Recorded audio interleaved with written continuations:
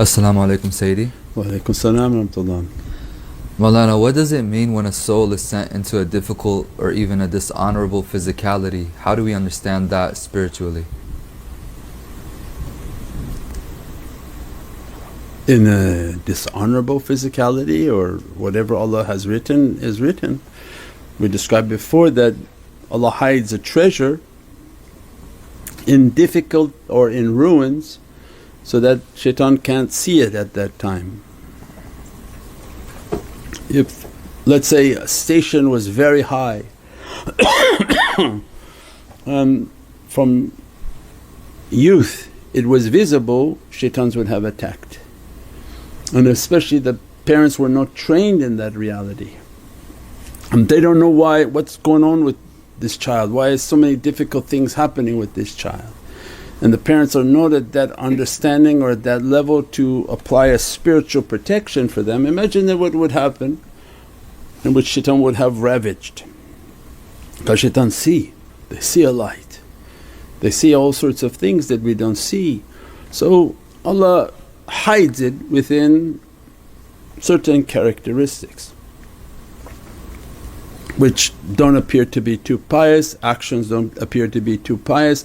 And we described last night, shaitan passes them and says, he's already with us, this one don't worry about it. And then become very surprised later in life, no, this is not with us. So what was Sayyidina Musa doing with Pharaoh? Pharaoh wasn't a nice guy and the group in which he was rolling with were not very nice people. Can you imagine what they looked like? The apex of paganism and horrific magic. The pharaonic magic is still to today horrific. What they were doing. So what did you think Sayyidina Musa looked like? He was just sticking out from the heavens amongst them? Or he looked like Pharaoh. He was one of Pharaoh's kids. So this is the daleel in even Qur'an. He hid him so well Pharaoh loved him, said, this my kid, I'm going to make you the inheritor. Until one day he rose up and pow said, I'm here to bring down your nation. He said, bring down my nation? I raised you. Means now a new light came out, a different reality came out. He didn't look anymore like the pharaonic magicians who went out to the desert, came back looking like what? Like Muhammadun Rasulullah come with beard and asa.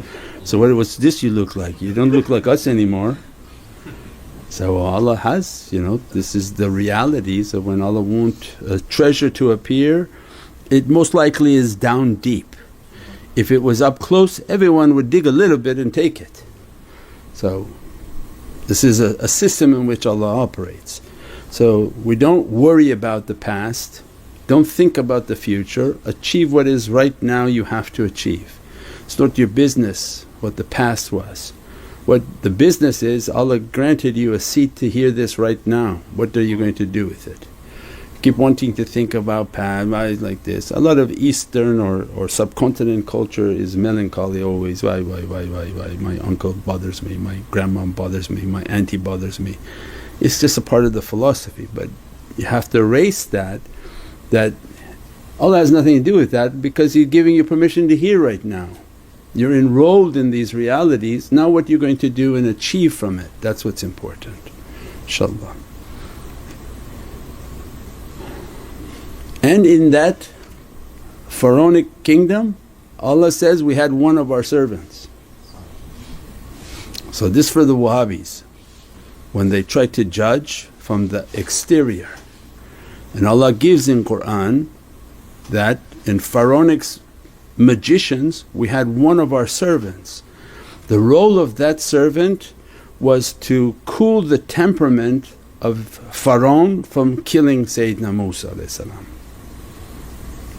His job was a wali and doing magic with Pharaoh's people, hanging out with them, looking like worse than if you had somebody deep in a biker gang.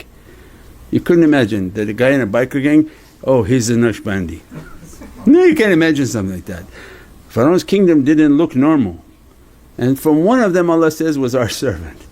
And that servant was so close to Pharaoh that just whispered to him, oh, just cut him a break, don't worry about him angering you and coming every day and getting you angry. Because every day he would come and say, give my people.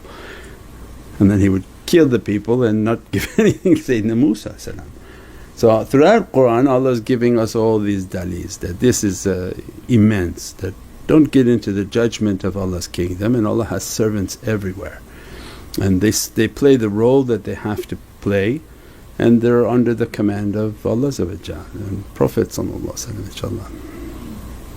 Of love, oh child of the flame, you're from Muhammad, like praise his name. From the stone to the spring, from the hills to the trace, you don't worship the means but you walk through the gate. Sheikh Noor Jones showed us what's real belief, the reality's hidden under layers beneath. This path is life.